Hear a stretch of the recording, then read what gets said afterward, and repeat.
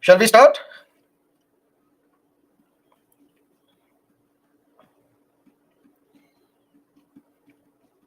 Okay. Now let's look at the global picture. What is the status of fundamental rights in England, the United States, and India? Let's look at England to begin with. In England, we say there is no code of fundamental rights. The foundation of fundamental rights in England is said to be negative. Negative in the sense that an individual has the right and freedom to take whatever action he likes, so long as he does not violate any rule of the ordinary law of land. What does that mean? In England, you will know they have an unwritten constitution. And a country where the constitution is unwritten, who is more powerful, constitution or the parliament? Who is sovereign, constitution or the parliament? It is the parliament, which is sovereign. This much is clear? 100%. Now let's look at India, for example. We have a set of fundamental rights. For example, right to equality, right against discrimination, right to freedom of speech and expression, cultural rights, educational rights. All these rights we will discuss. Only these are fundamental rights. Clear? Right to property is not a fundamental right. Right to interstate trade and commerce is not a fundamental right. Right to information is not a fundamental right. Right to work is not a fundamental right. So there is a clear-cut segregation. There are some fundamental rights, there are other rights as well. In England, we say everything is your fundamental right. Right to equality, right to freedom, right to press, right to marry, right to property, everything is a fundamental right. But the only thing is that they don't call them fundamental rights. And this right can be given by Parliament.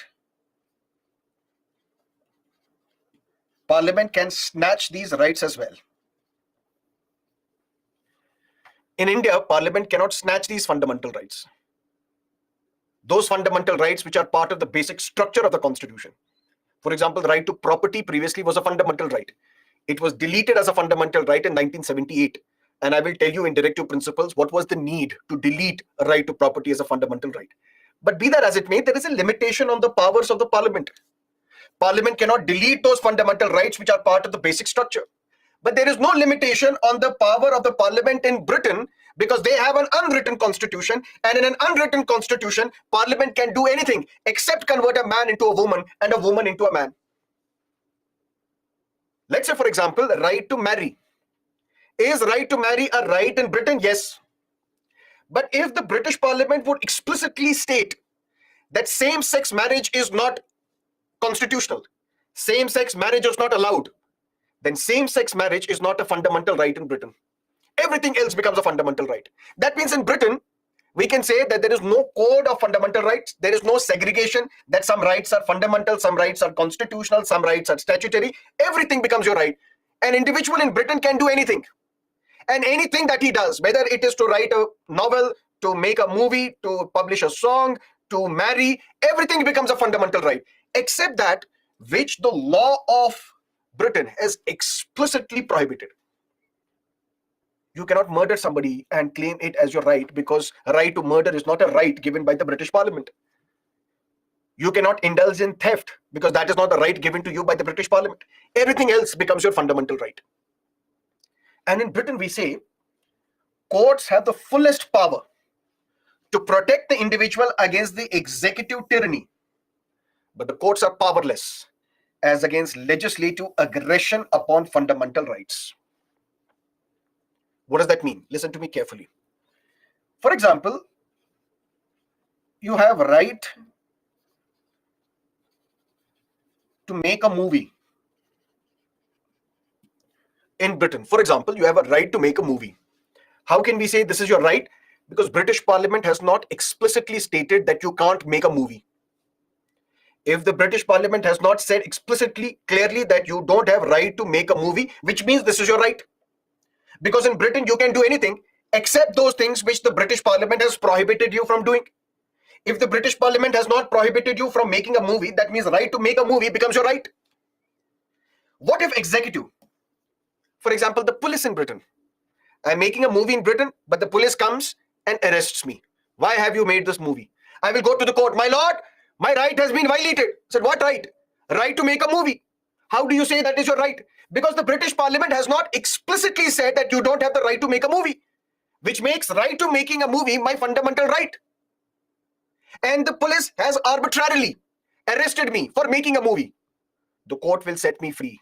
Said, how dare you arrest this individual? Don't you know he has a right to make a movie? Because the British Parliament has not prohibited him from making a movie. So if the executive has violated your rights, the courts will come to your rescue and protect your rights in Britain. But what if tomorrow British Parliament makes a law and says right to make a movie is not a right? There is a prohibition on you from making a movie. You cannot go to the court. My lord, British Parliament has done something, passed a law, and they're saying that you can't make a movie. Please protect me. Courts will say, I'm powerless.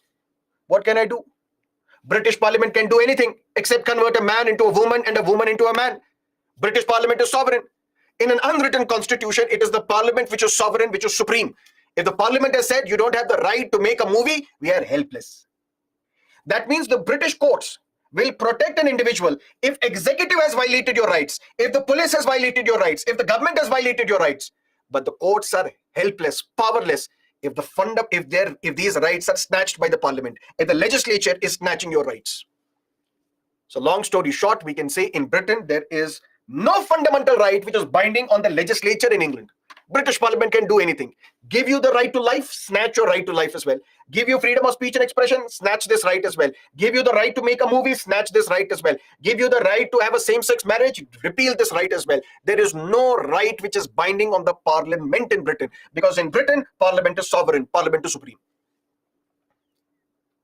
So fundamental rights, which are very important for the growth and development of an individual. These fundamental rights, are they present in England?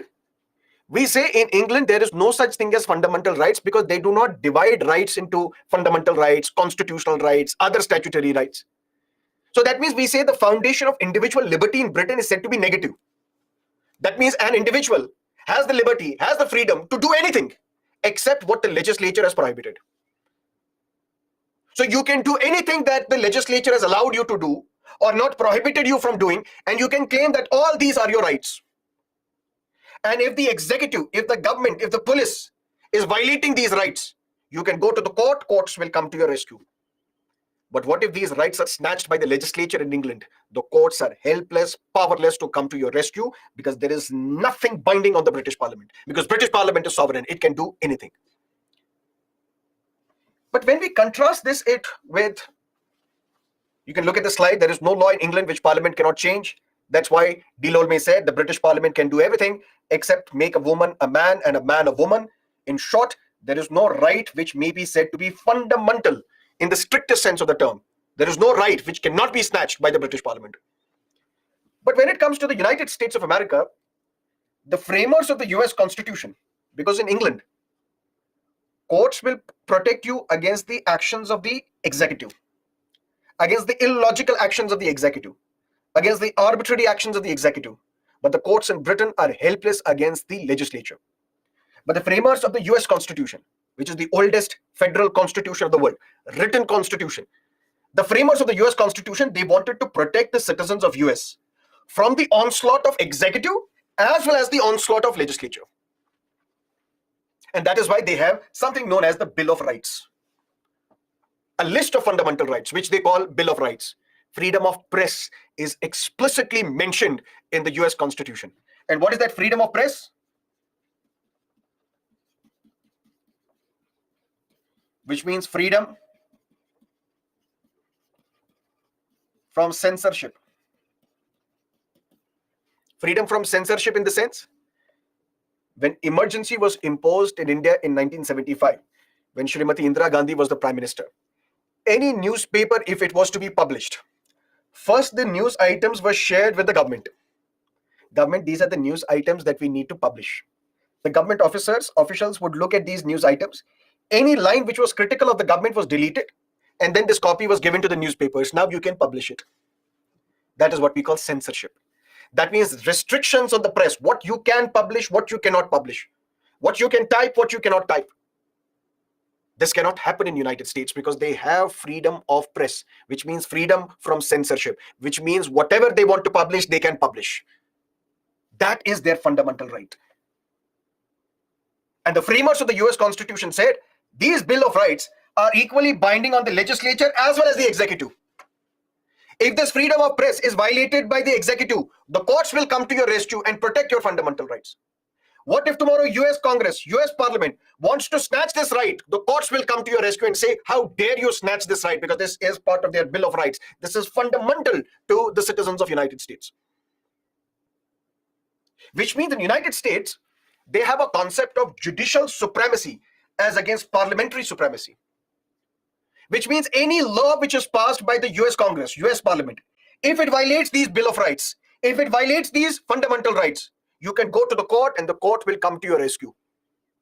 Whether executive is violating your fundamental rights or legislature is violating your fundamental rights, you don't need to worry because you are the citizen of United States, and in United States we have a judicial supremacy, which means the US courts will come to your rescue and protect your fundamental rights against the onslaught of legislature, against the onslaught of executive as well. Similarly, when it comes to India, our constitution follows the American model rather than the British model. But the powers of judiciary vis-a-vis legislature are weaker in India than in United States. How? Listen to me carefully. We have a list of fundamental rights. Can these fundamental rights be violated by executive? No. Can these fundamental rights be violated by legislature? No. If they are violated, you can approach the Supreme Court. Supreme Court will come to your rescue, protect your fundamental rights. But in India, fundamental rights are not absolute. Listen to me carefully, very important point. Fundamental rights are not absolute. What do we mean by absolute nature of fundamental rights? Which means there are restrictions which are known as reasonable restrictions. What are these reasonable restrictions? For example, we have a fundamental right, Article 19(1)(a), which is known as freedom of speech and expression, which we will discuss on Thursday possibly or Friday, which means you have the freedom to say whatever you want to say. You have the freedom to express whatever you want to express. You have the freedom to write whatever you want to write. But this right is not absolute. That means it doesn't mean you can write whatever you want to write. There are some restrictions. Restrictions such as public order. What does that mean? One classic example. We are watching a movie in a multiplex. Let's say it's the new Shah Rukh Khan starrer Jawan or Pathan, which is the latest movie, Pathan or Jawan, whatever Nan, we're watching that movie. And suddenly I'm having popcorn as well, and I start shouting, fire, fire, fire. What will happen in the multiplex? There will be stampede. People will start rushing towards the exit. Ultimately, there will be stampede. People will come on each other. Some will be without any breath, and ultimately some people may die as well. I'm sitting very calmly on my seat, having popcorn and a glass of Pepsi or Coke or whatever, and I see all this ruckus going on. Then the police comes, and police starts arresting me. But why are you arresting me? Why did you cry fire, fire, fire where there was none? Don't you know through your actions it has led to the unfortunate deaths of 20 people? 30 people have been injured. The multiplex has suffered a loss. There is a chaos because of your utterance, because of what you cried, fire, fire, fire. I would say, look at the Constitution. Article 19(1)(a), freedom of speech and expression. I spoke fire, fire, fire. I expressed because that's my freedom. The police will have a slap against me and said, how dare you? Don't you know this right is not absolute? There are restrictions. Through your freedom of speech and expression, you cannot violate public order. Tomorrow you will say, let's raise arms, AK-47, and kill these politicians. You can't say that because you are then instigating people to violence. You can write whatever you want to write. You can express whatever you want to express. You can say whatever you want to say. Sing an Arijit Singh song. Why do you want to cry fire, fire, fire where there is none? Ask people to fight corruption. Why are you asking people to kill the politicians? You're inciting people to violence. So this right of freedom of speech and expression is not absolute. There are restrictions, and those restrictions are known as reasonable restrictions. But who can impose these reasonable restrictions in India? Parliament.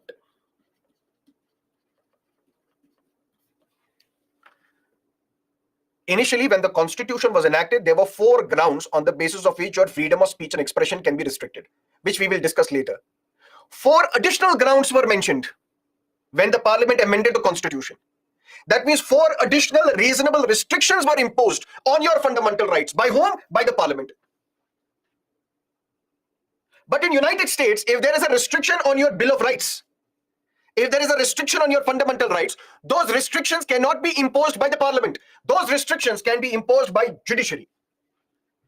Judiciary can impose restrictions on your fundamental rights, not the US Congress, not the US Parliament. But in India, we say we have a list of fundamental rights. These fundamental rights are equally binding on executive, equally binding on legislature as well. Neither the executive nor the legislature can violate these fundamental rights. But if there are restrictions to be imposed on fundamental rights, those restrictions can be imposed by the legislature, by the parliament, not the judiciary.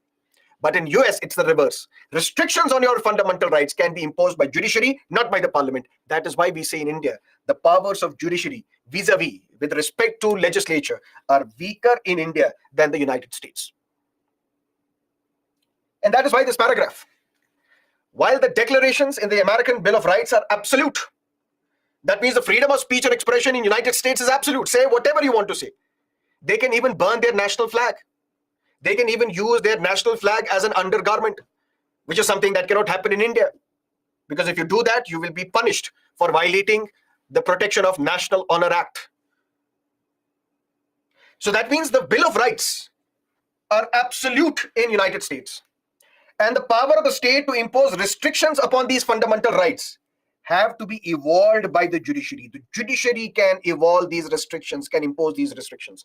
While in India, this power has been expressly conferred upon the legislature by the Constitution itself. Constitution itself says if there are restrictions to be imposed on fundamental rights, those can be imposed by the parliament. But there is still a power given to the judiciary in India, and that power is known as judicial review.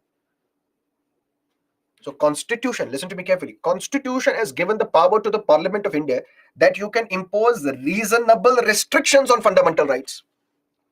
What if restrictions are imposed by the Parliament? Restrictions can be imposed by the Parliament. Restrictions can be imposed by the Parliament alone. But are these restrictions reasonable or not? That the judiciary will decide in India through its power known as the judicial review, where the judiciary will review the laws passed by the parliament to see whether those restrictions which have been imposed on fundamental rights, whether those are reasonable or unreasonable, just or unjust, fair or unfair. Long story short, we are discussing a chapter known as fundamental rights. But fundamental rights, DPSP's fundamental duties. Although these are different parts, distinct units, part 3, part 4, part 4, capital A, yet when we look at them together, we say that they are used to concretize, to give shape to the lofty goals of justice, liberty, equality, fraternity, dignity, which are mentioned in the preamble to the Indian Constitution. And fundamental rights basically are negative obligations, restrictions on the powers of the state. State, don't interfere with the life and liberty of an individual. State, don't discriminate. State, don't deny equality. State, don't deny and deprive an individual of his right to life and personal liberty. Don't do this, don't do that. What are these? Limitations, restrictions, negative obligations on the state. But are there fundamental rights present in other countries as well, in the constitutions of other countries? Yes. When we compare it with England, because we have borrowed a lot of provisions from England, and when we compare it with the US, because we also claim ours is a federal constitution, just like United States of America, when we compare our fundamental rights with these countries, we see that there is a commonality, there is a difference as well. In England, there is no segregation of rights into fundamental rights, constitutional rights, other statutory rights. In Britain, you can do anything, and everything is your fundamental right, except those things which the Parliament of Britain has prohibited you from doing. Because British Parliament, in an unwritten constitution, is sovereign. It can do anything. But in United States, there is Bill of Rights. But can restrictions be imposed on these rights? That is for the judiciary to decide and evolve, not the legislature. And these Bill of Rights are absolute without restrictions. No restrictions imposed by the legislature. If at all restrictions are to be imposed, can be imposed by the judiciary. In India also, we say that there is a list of fundamental rights. Neither the executive nor legislature can violate these fundamental rights. But these fundamental rights are not absolute. And if restrictions are to be imposed which are reasonable on these fundamental rights, that can be done only by the parliament. With the power of judiciary, that they have a judicial review. They can review this law passed by the parliament to see if this reasonable restriction was indeed reasonable, if this restriction was just, if this restriction was fair. That is the difference between the three countries. Any questions as of now?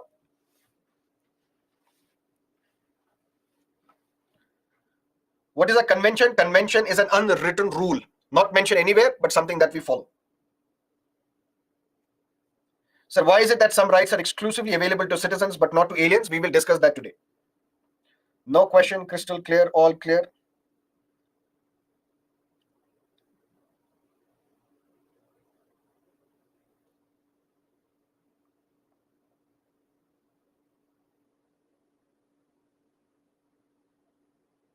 In India, there is a mix of judicial supremacy and the parliamentary supremacy. In a sense, yes, parliament can impose restrictions with the power of judiciary to decide whether these restrictions are reasonable or not. But if you want to understand it deeply, for that, you will have to discuss this chapter, judiciary. There we will have a clear picture, and there we will conclusively prove that in India, judiciary is more powerful as against any other institution.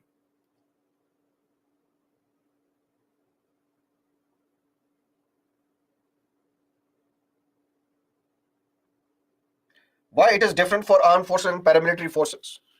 We'll discuss. Fundamental rights are not absolute. There are restrictions, exceptions. Let's explain all these fundamental rights one by one. First, we will talk about Article 12. And what is Article 12? Throughout this chapter of fundamental rights, you would come across this term known as the state. The state shall not deny equality before law. The state shall not discriminate. The state shall not discriminate against the citizens only on the grounds of religion, race, caste, sex, place of birth. The state shall not deprive an individual of his right to life and personal liberty. The state shall not do this. The state shall not do that. Who is this state against which your fundamental rights are enforced? Who is this state? If it violates your fundamental rights, you can go and knock the doors of the Supreme Court directly. Who is the state against which your fundamental rights are enforced? The definition of that state is given under Article 12.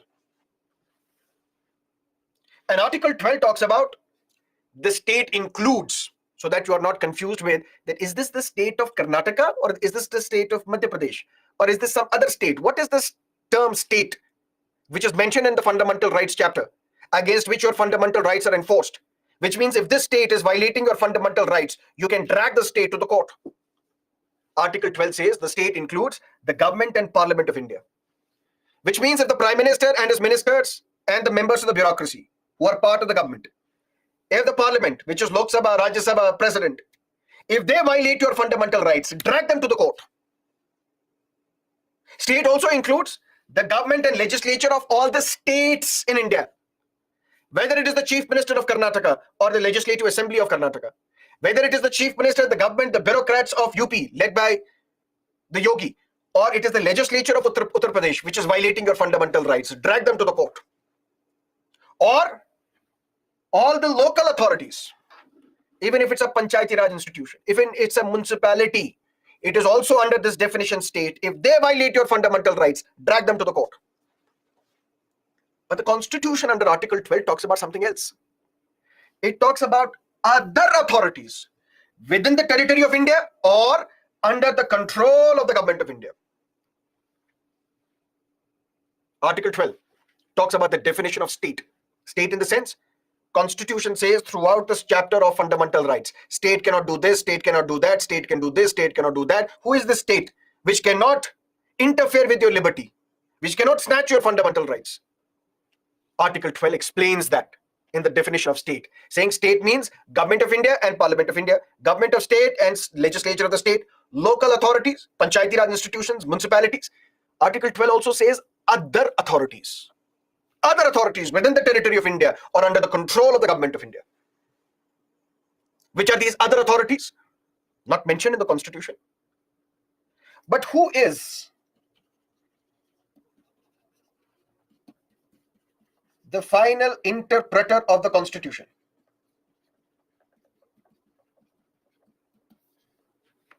Who is the final interpreter of the constitution? Very good. The answer is Supreme Court. That is why in the first class I gave you the definition of a constitution. After all, what is a constitution? Constitution is what the Supreme Court tells us it is. That is a constitution. And constitution, what it is, these other authorities, Supreme Court in various judgments have now explained which are these other authorities which also cannot violate your fundamental rights.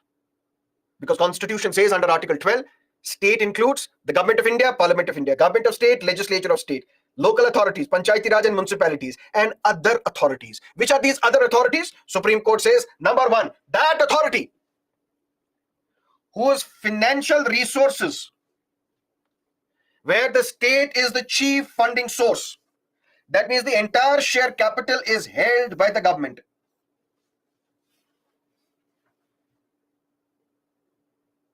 If there is an organization, if there is a company, where the entire control of that company is with the government,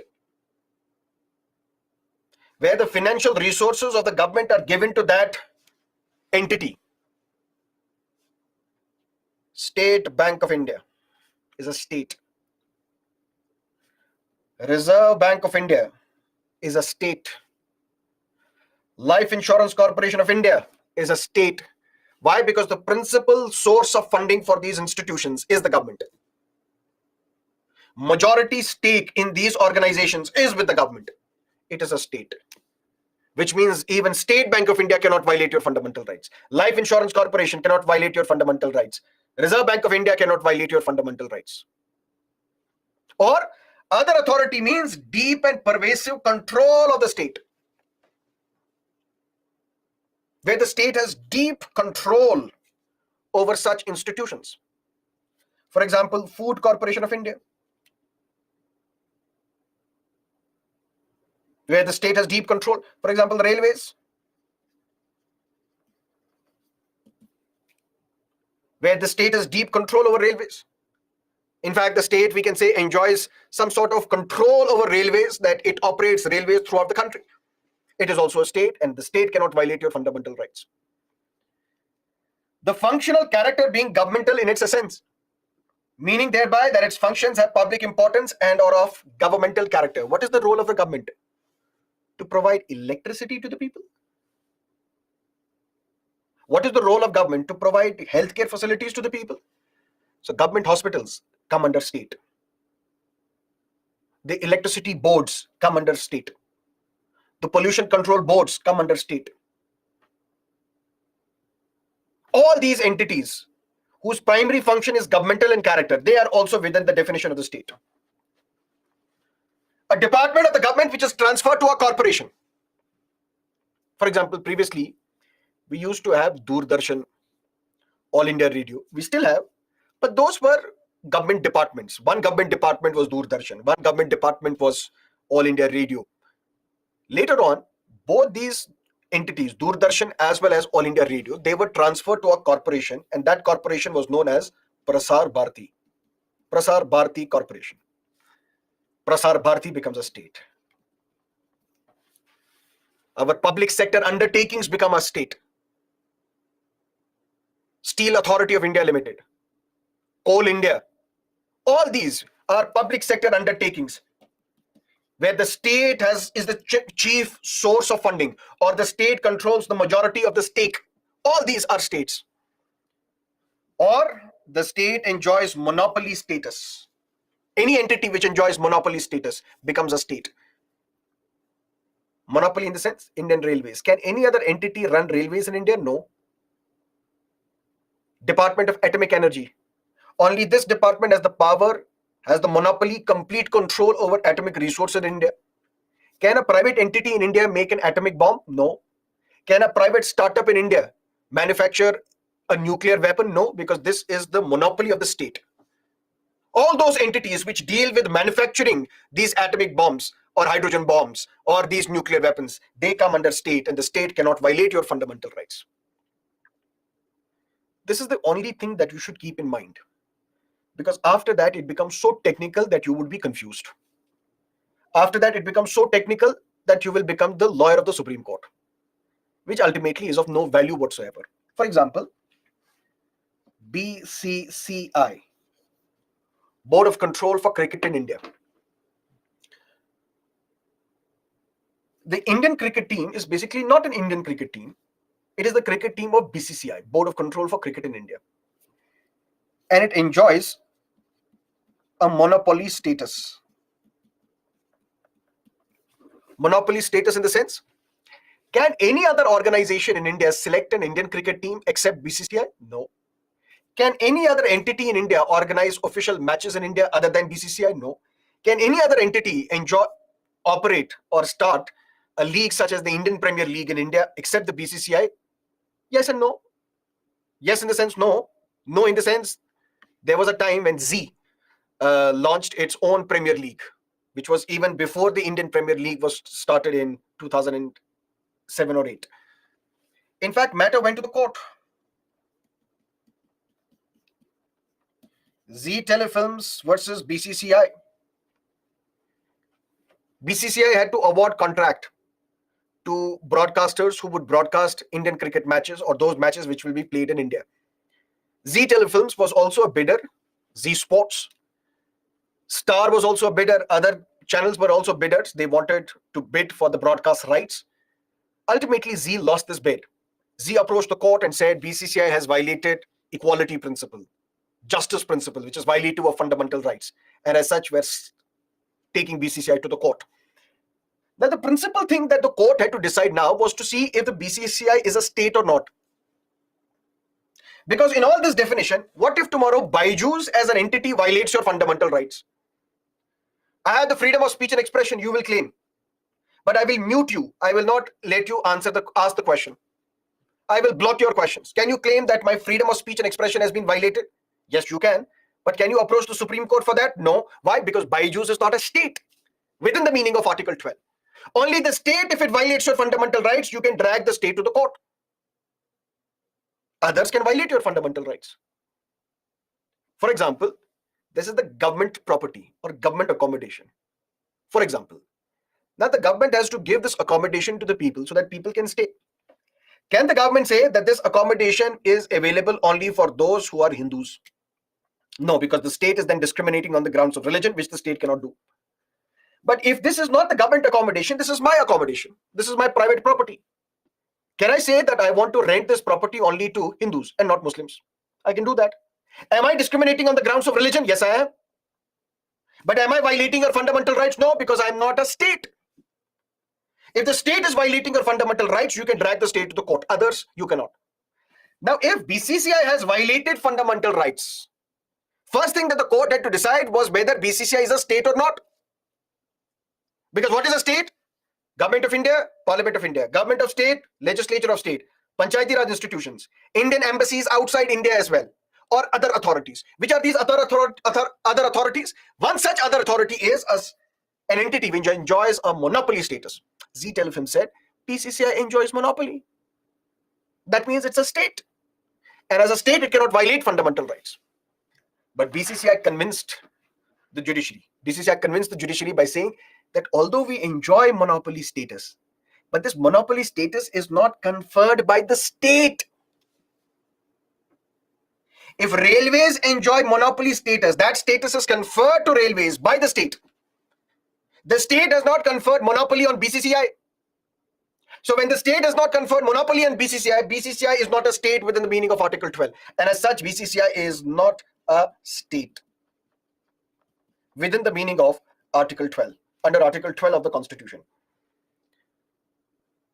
Indian Space Research Organization is a state. It cannot violate your fundamental rights. But you don't have to go too deep into the technicality because we will then lose the scope of this exam. You just have to keep in mind that when the state term is used in fundamental rights, who is the state that is mentioned in Article 12? And who is the state? The government of India, the government of state, Parliament of India, legislature of state, Indian embassies outside India, local governments, panchayati raj institutions, municipalities, those entities which are sufficiently funded by the government, for example, public sector undertakings, those entities, those departments of the government which are transferred to a corporation, for example, Prasar Bharati, and those entities which enjoy monopoly status. But that monopoly status should either be conferred by the state or should either be protected by the state. And if this state is violating your fundamental rights, you can drag the state to the court because the court will come to your rescue, protect, and safeguard your fundamental rights. Is that clear? What about legislature of Delhi and Puducherry? They are also state within the meaning of Article 12. Is judiciary included in the term state? That's a very good question.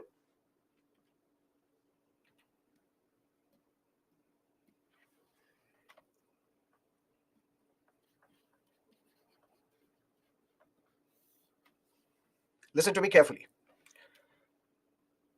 Who comes to your rescue when your fundamental rights are violated? Judiciary. So an entity which comes to your rescue when your fundamental rights are violated, it is inconceivable, unthinkable to think that the entity which is meant to protect your fundamental rights is itself capable of violating your fundamental rights. That is why judiciary is not part of the state. Because judiciary is meant to protect your fundamental rights. And as a protector of your fundamental rights, can judiciary also be included in this term state? No. Why? Because an entity which is meant to protect, safeguard your fundamental rights, how can we even think that such an entity which is meant to protect your fundamental rights is itself capable of violating your fundamental rights? But then over a period of time, things have evolved. Evolved in the sense we say judiciary has two roles: administrative role and judicial role. Administrative role in the sense judiciary, its various parts, they're allocating cases to different judges. Members of the judiciary, they have property as well. On the administrative side, if they violate fundamental rights, they are part of the state. But on the judicial side, when they give judgments, you can't say that this judgment that you have given is violating my fundamental rights. I will drag you to the court again. So judiciary today plays two important roles. On the administrative side as well, how the cases are allocated. Allocated in the sense there is something known as master of the roster. Who is the master of the roster? Chief Justice of India. What does that mean? For example, at Byju's, we have this live online classroom program. I get to teach polity. Who gets to teach geography? I will decide it. For example, who gets to teach economics? I will decide it. Who gets to be your subject matter expert? I will decide it. So I become master of the roster. That means I allocate responsibilities to the individual teachers. I allocate responsibilities to the individual subject matter experts. I allocate responsibilities to various individuals who are developing and preparing content for this exam. Similarly, Chief Justice of India is the master of the roster in the Supreme Court. A case related to tax will be heard by which judge? That Chief Justice will decide. A case related to elections will be heard by which judge? That Chief Justice will decide. A case related to, let's say, corruption, a case related to land acquisition, a case related to constitutional matter, a case related to fundamental rights. Who are these judges who will get to hear these cases? That Chief Justice will decide. So Chief Justice is the master of the roster. He manages the roster. Who are these judges who will hear what sort of cases? That is the administrative side of the judiciary. There, if I do something violating fundamental rights, I am part of the state, I can be held accountable.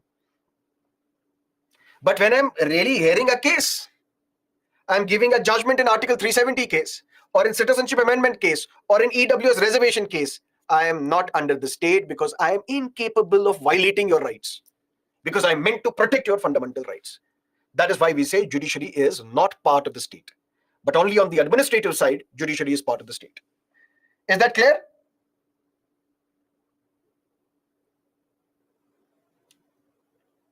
Clear.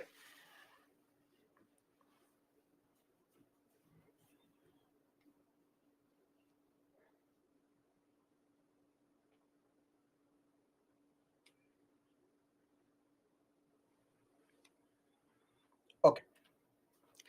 Now let's look at Article 13 of the Constitution.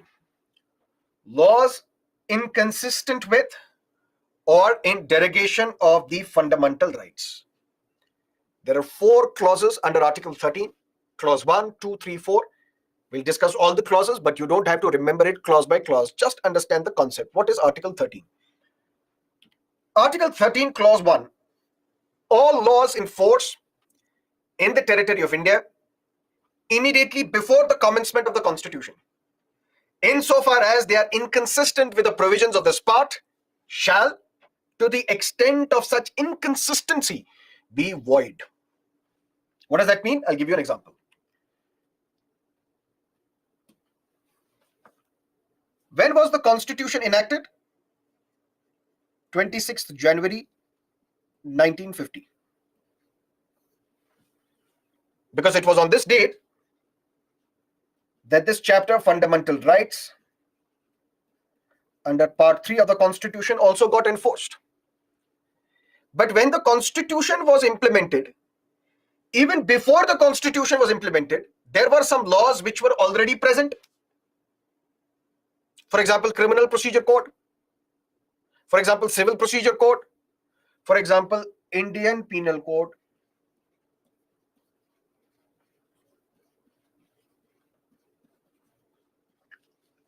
Which now the government is trying to replace with the different set of codes, which we will also discuss. So Indian Penal Code, which was implemented in 1860. What is this Indian Penal Code? It's a set of laws. Set of laws in the sense, it provides, lists down punishment for all the offenses. Section 302 is for murder. Section 376 is for rape. Section 103 is for something else. That means for every crime, there is a punishment provided. And that is mentioned where? In Indian Penal Code.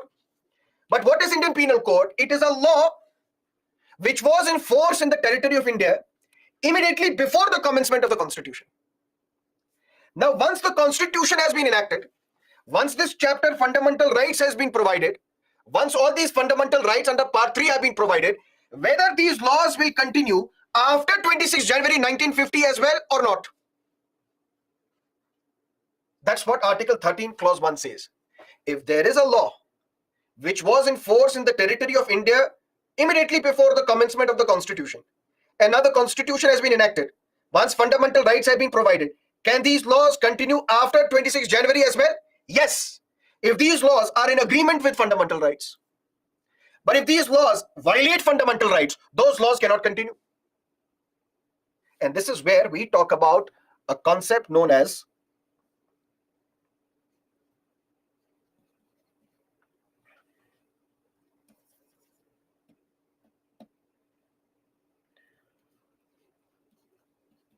doctrine of severability. And what is that? Let me discuss. Yesterday, I gave you an example of Section 377 of Indian Penal Code, which talked about unnatural offenses. All those unnatural offenses which are against the order of nature. This was primarily used to target homosexuals or homosexuality, incest,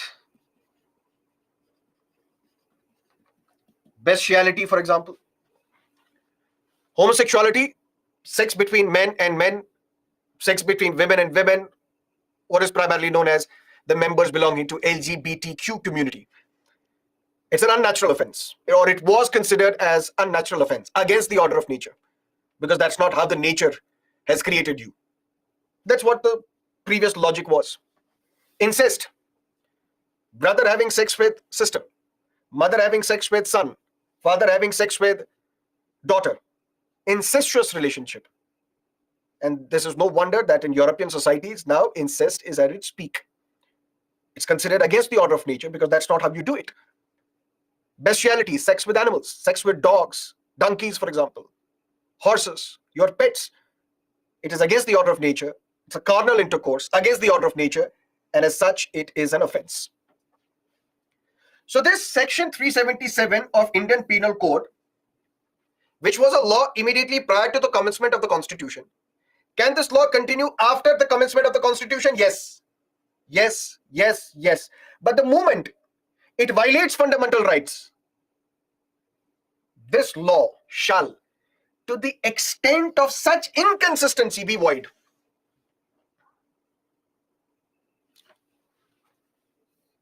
In 2017-18, Supreme Court in Navte Johar judgment said, homosexuality is not a crime. Right to love is also a fundamental right, regardless of the gender of your lover. So same-sex relationship is constitutional.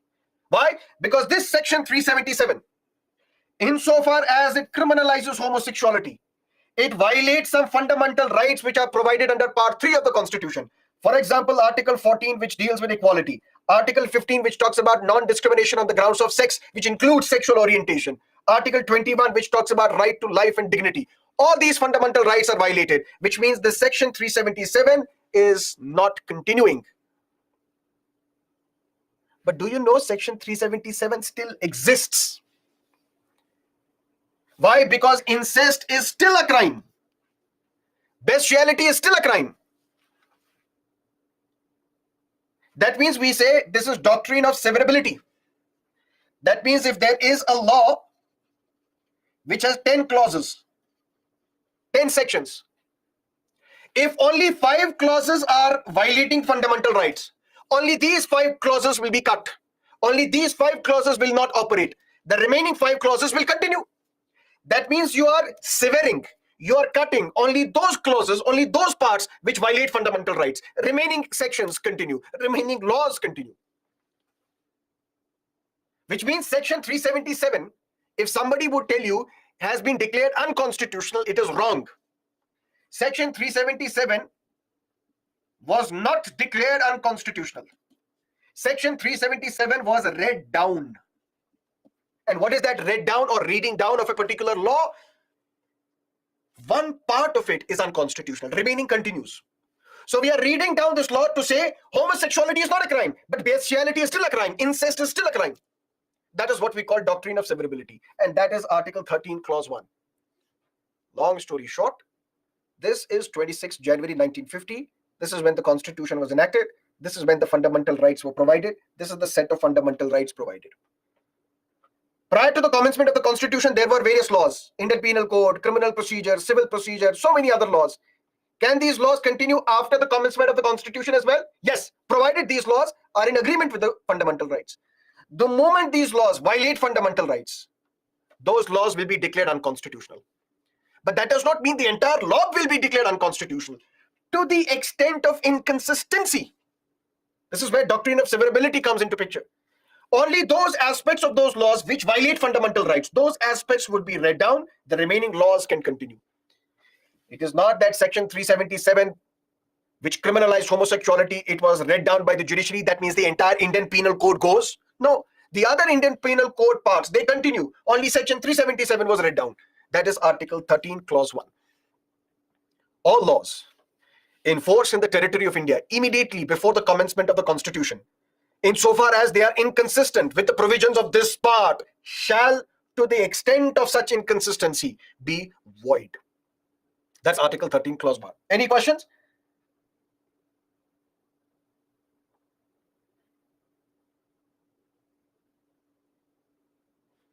Very good. Number 2, the state shall not make any law And you know what is a state? Definition provided under Article 12. The state shall not make any law which takes away or abridges the rights conferred by this part.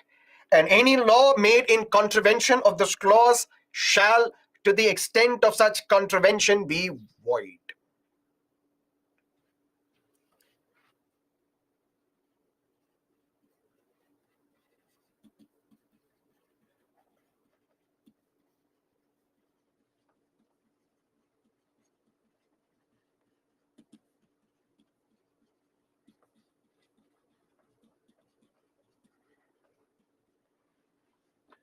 Judicial review, which we will discuss in great detail in judiciary, which basically means the power of the judiciary to review the laws passed by the parliament or the actions and the acts of the executive. This power of the judiciary that it can review is not mentioned anywhere in the constitution. Nowhere is this term judicial review mentioned. Nowhere is even this power mentioned. But we can trace this concept of judicial review to Article 13 of the Constitution, to Article 13, Clause 1 of the Constitution. How can we trace it? All laws which are in force in this country immediately prior to the commencement of the Constitution, if these laws violate fundamental rights, these laws will be declared void. And the logic is, who will declare them void? Judiciary, which means judiciary has the power of judicial review. Although not mentioned directly, but we can trace this concept. Similarly, Article 13, Clause 2, state cannot make any law. When we say any law, it cannot make any law. And through this law, what it cannot do, it cannot delete a fundamental right. It cannot abridge a fundamental right, which means it cannot modify a fundamental right. And if Parliament does this, if Parliament passes a law deleting a fundamental right, if Parliament passes a law modifying a fundamental right, that will be declared void. By whom? By the judiciary, which means judiciary has the power of judicial review. Because who is the final interpreter of the Constitution? Judiciary. But if the state cannot make any law, what is the definition of this law? When we say the state cannot do this, state cannot do that, what is the definition of that state? The definition is provided under Article 12.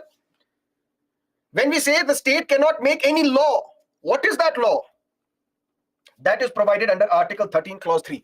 Article 13, Clause 3 explains what is this law. Article 13, Clause 3 says, law means ordinance issued by the president, which we will discuss later. Ordinance, order, bylaw, custom, usage, all these are part of laws. And through all these things, you cannot delete, you cannot modify, you cannot abridge a fundamental right. Then came something else. What happened? Madras government, immediately after the commencement of the Constitution in 1951, what it did, it issued an order. Through this order, what it did, it provided reservation for SCs and STs in government, engineering, and medical colleges. Madras government said, we'll issue an order. Through this order, what we will do, we will reserve seats for SCs and STs in government, engineering, and medical colleges. Matter went to the court, Supreme Court.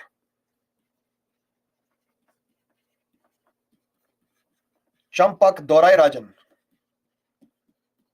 versus State of Madras. The petitioner Champak Dorai Rajan said, my lord, I have an issue. Said, what is the issue? Sir, my fundamental rights have been violated. How? Sir, Madras government says there will be reservation of seats in government, engineering, and medical colleges for SCs and STs. Said, so, sir, it violates Article 15. How? Because Article 15 prohibits discrimination on the grounds of caste. there can be no discrimination. The state cannot discriminate against its citizens only on the grounds of caste. But here the state, which is the Madras government, has issued an order and through which it is discriminating against the citizens only on the grounds of caste. That is why it violates my fundamental rights. My lord, please protect me. Why? Because Article 13 Clause 2 gives you the power, because the state shall not make any law to delete a fundamental right, to modify a fundamental right. Supreme Court said, yes, you're right. Madras government, this order is unconstitutional because you're discriminating against the citizens only on the grounds of caste. The government said, what do we do now? Central government said, what do we do now? We need to provide reservation to SCs and STs, which was not originally mentioned in the constitution. Political reservation was mentioned. That means reservation of seats for SCs and STs in Lok Sabha assemblies. It was part of the original constitution. Reservation in jobs for SCs and STs, it was also mentioned in the original constitution. But reservation for SCs and STs in engineering colleges, medical colleges, in educational institutions was not mentioned. Parliament got together, amended the constitution. First Constitutional Amendment Act, 1951.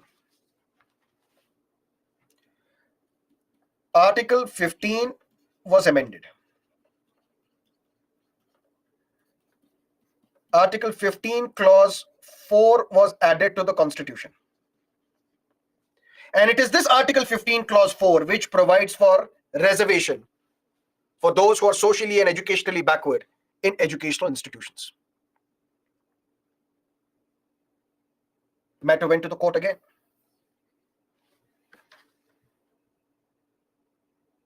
My lord, I have a question. What's the question? Sir, Parliament has passed a law. And through this law, it has modified a fundamental right. Modified Article 15 of the Constitution. But my lord, Article 13, Clause 2 explicitly states, state cannot make any law. State includes Parliament of India, which means Parliament cannot make any law to modify, to abridge fundamental rights. This time the Parliament has abridged, modified fundamental rights under Article 15 of the Constitution. Supreme Court asked the government, come here. What are you doing? Sir, we have amended Article 15, which is part of fundamental rights. Yes, sir. But Article 13, Clause 2 does not allow you to modify a fundamental right. No, sir, I think it does allow. Sir, how? Sir, it's about interpretation. How? Sir, look at what Article 13, Clause 2 says. What does it say? Sir, it says state cannot make any law.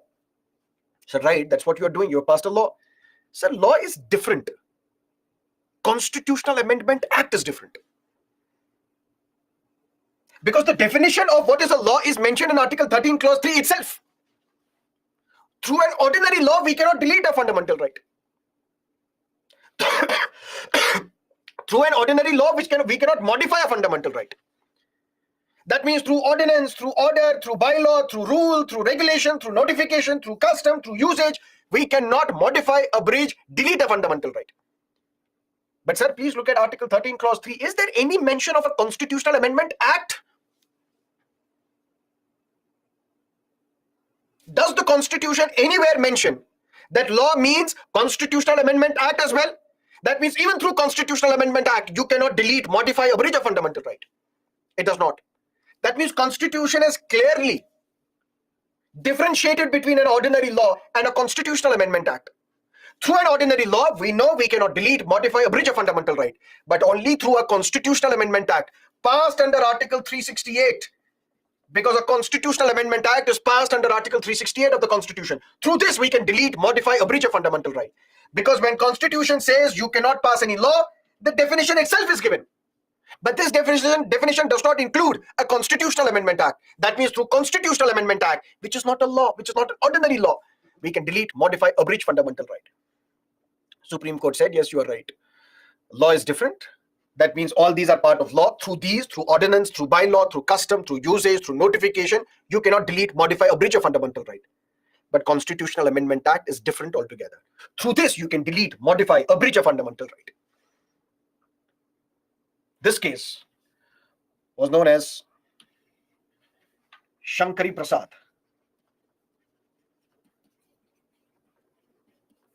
versus Union of India.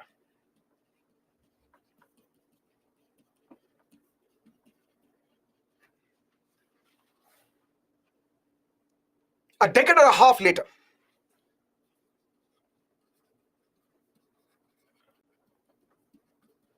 Golaknath versus State of Punjab, 1967. It's all about interpretation. Supreme Court said in Golaknath versus State of Punjab, law in Article 13, Clause 2 includes a Constitutional Amendment Act.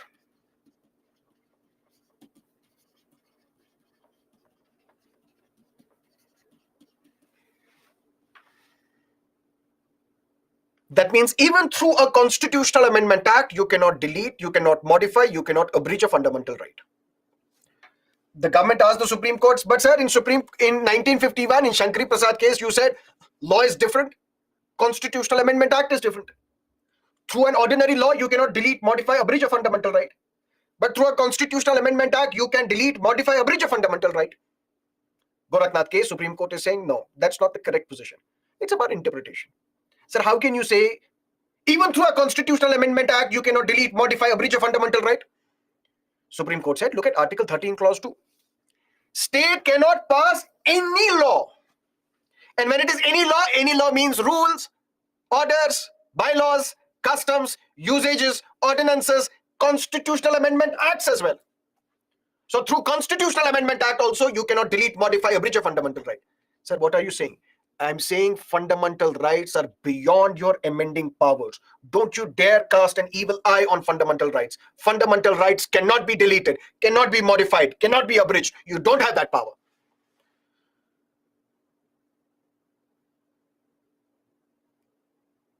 The government asked the Supreme Court then, sir, there is Article 368, which gives power to the Parliament to amend the Constitution. Supreme Court said, no, I don't think so. Sir, how can you say that it doesn't give the power? The procedure is mentioned in Article 368. Said, what is that procedure? Sir, it says the bill can be introduced in Parliament in either Lok Sabha or Rajya Sabha. Then it should be passed by special majority. If it affects the federal features, we need the ratification by half of the states as well. All this procedure is mentioned. That means this procedure has to be followed by Parliament while amending the Constitution. So how can you say Parliament does not have the power to amend the Constitution? Supreme Court said, look at Article 368, which you are quoting. And look at the title of Article 368. Article 368's title is Procedure for Amendment.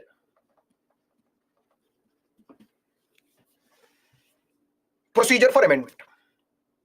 Where is it mentioned in Article 368 that it is the power of the Parliament to amend the Constitution? It only talks about procedure. Said, sir, yes, it talks about only procedure, but procedure for us, Parliament. Otherwise, who will follow this procedure to amend the Constitution? Supreme Court said, we don't know. Maybe you should set up another Constituent Assembly.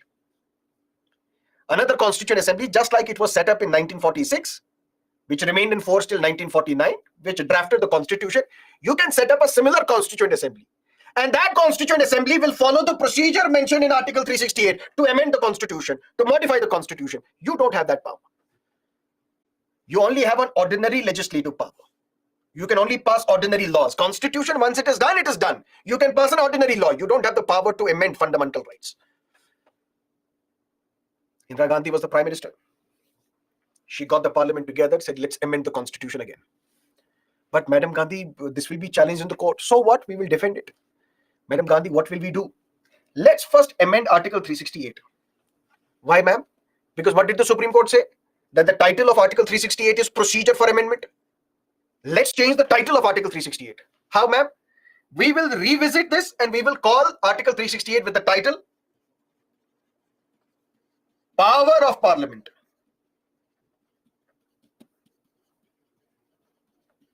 To amend the Constitution and the procedure, therefore.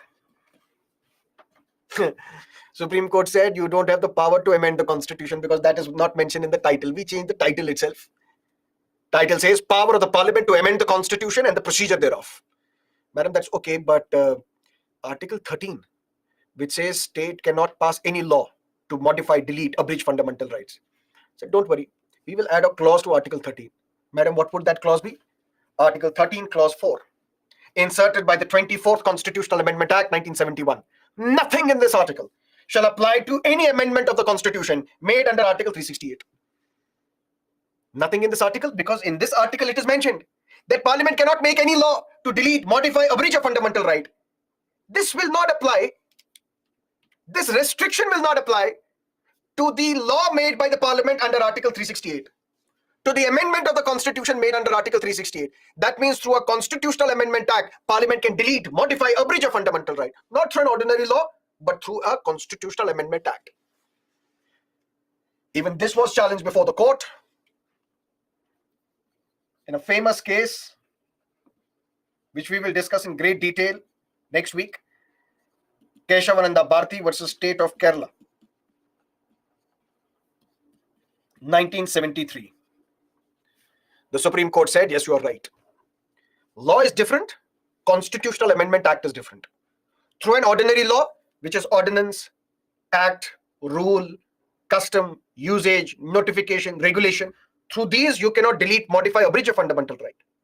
But only through a Constitutional Amendment Act passed under Article 368, which requires a tougher majority. Through this you can delete, modify, abridge a fundamental right. But only those fundamental rights which are not part of the basic structure.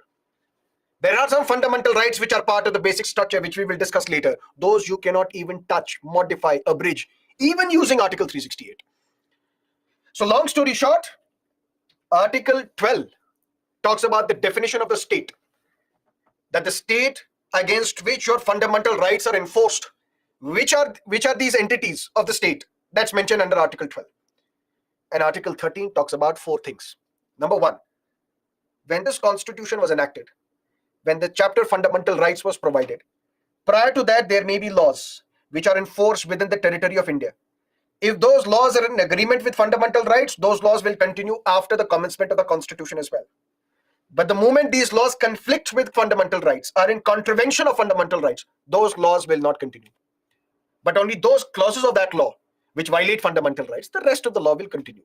Doctrine of severability. Sever only those parts, cut only those parts which violate the fundamental rights.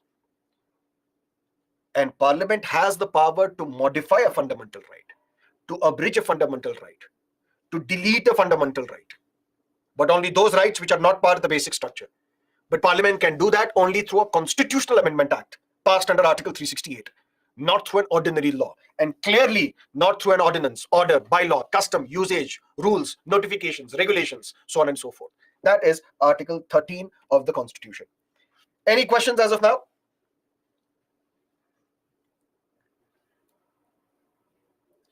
Section 124, capital A, violates fundamental rights. How can this law survive in the IPC? That is your assumption. The Supreme Court has said sedition does not violate fundamental rights. In Kedarnath Singh case, in Shreya Singhal case, in so many cases. But right now it is under review. That's a different story. We will discuss this in fundamental rights chapter. But as of now, it does not violate fundamental rights.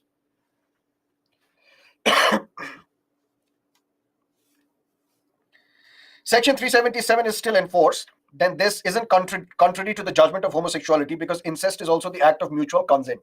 If homosexuality is natural, then incest is also natural.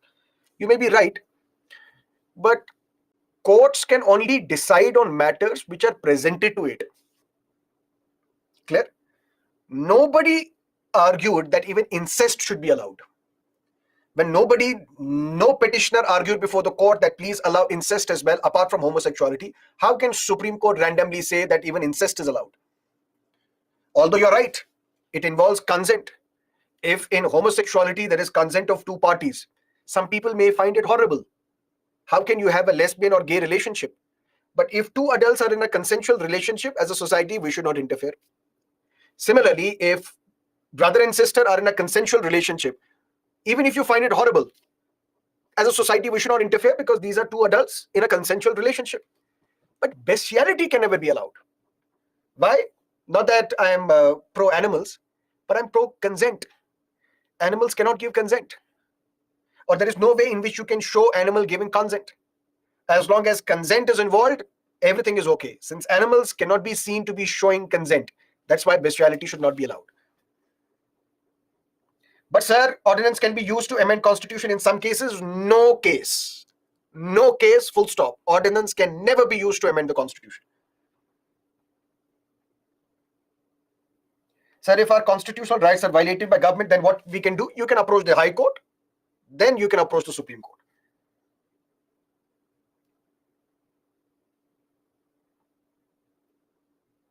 Sir, how 368 procedure of amendment doesn't give power to Parliament initially? Because the title mentioned procedure for amendment. The court said, look at Article 368. The title itself says procedure for amendment. It does not give power to the Parliament to amend the constitution. So what we will do, so can Supreme Court never take up suo motu cases? The courts can take suo motu cases on its own. But in this case, it did not take it up. That's also the discretion of the court. There are 8 minutes left in the class. We can't discuss right to equality because it involves an elaborate discussion of about 1 hour. So we can't start it and then leave it midway. What I will do, I will take questions for the remaining 8 minutes. Those who have no questions may go. We will meet tomorrow 6 o'clock in the morning. Those who have questions, please stay. I will take all your doubts till 9:30. After that, I will also go. Okay? But don't go without rating the class if you have enjoyed today's session. Let me know. Sir, in short, we can say Parliament can amend fundamental rights except violating basic structure. Yes. Example of the Supreme Court SC reservation. Was it injustice, sir? We will discuss this tomorrow when we will discuss Article 16. Then you will not think that this is injustice. You will think that this is part of social justice. New CRPC and IPC, please tell about that. That new bill has not been passed yet. Once that is passed, we will discuss.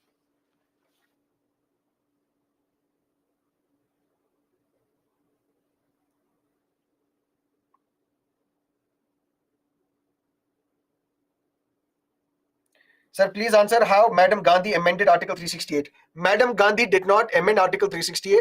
Parliament amended Article 368. Madam Gandhi was the Prime Minister. How could she have amended? You can still do that. That's for the court then to decide whether this was done legally or illegally.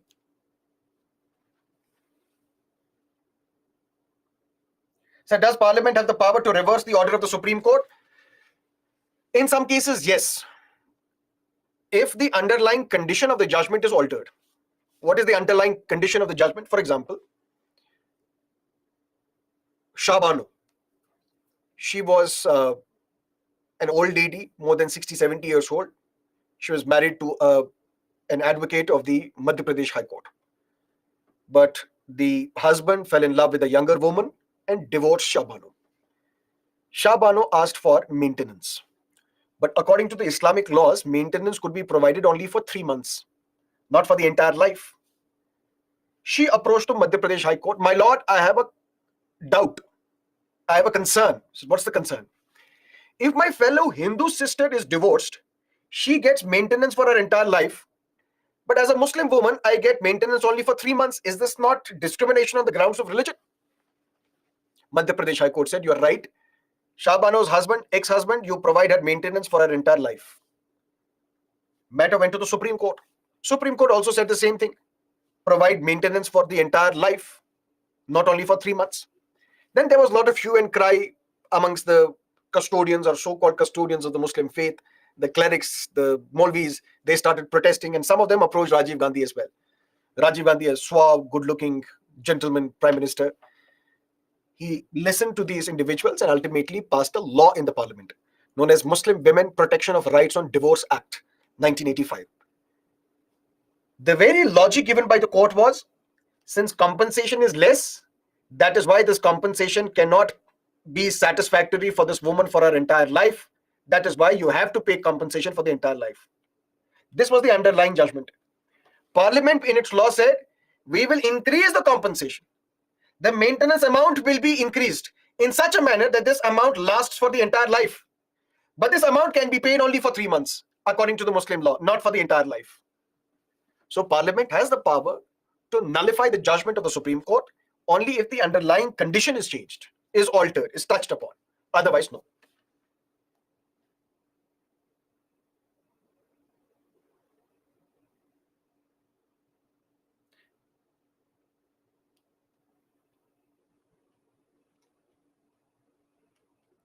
is fundamental rights enforceable against individuals if they violate my fundamental rights? There are some fundamental rights which are enforceable against this individuals as well, which we will discuss tomorrow. For example, Article 15, Clause 2.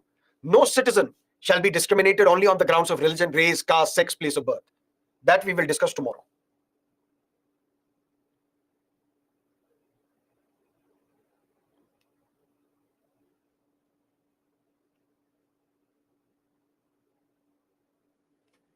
Can we say if institutes like BCCI violate fundamental rights, one can't directly approach the Supreme Court? You can't approach the Supreme Court.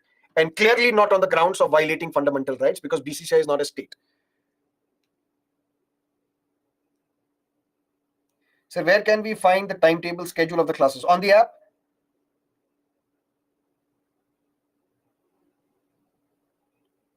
So what is the case of Delhi government reversal of Supreme Court order?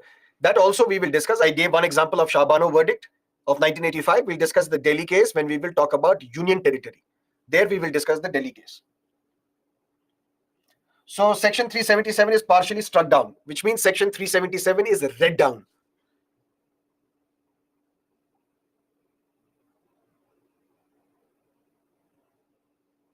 Sir, if teen talaq is illegal, then why the people who done this shouldn't be punished?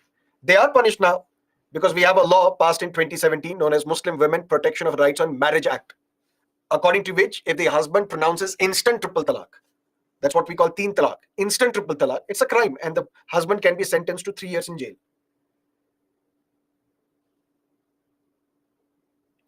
Sir, if our constitutional rights are violated by government, then what can we do? Vishwas, I think I answered this question before. You can approach the High Court, not Supreme Court directly. If somebody is using abusive language, doing violence on my caste, can I file violation of fundamental rights case directly in the Supreme Court? That would be the violation of the Atrocities Act. If you belong to SC community or ST community, you have to file an FIR. You don't have to approach the Supreme Court. If the police refuses to file an FIR, then you can file a petition before the Supreme Court.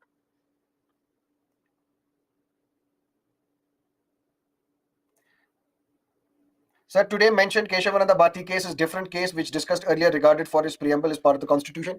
It's the same case, but so many things were decided by the Supreme Court in that case. That is why you will see this case being cited forever. Statutory rights can be snatched by the government by repealing the law? Absolutely, yes.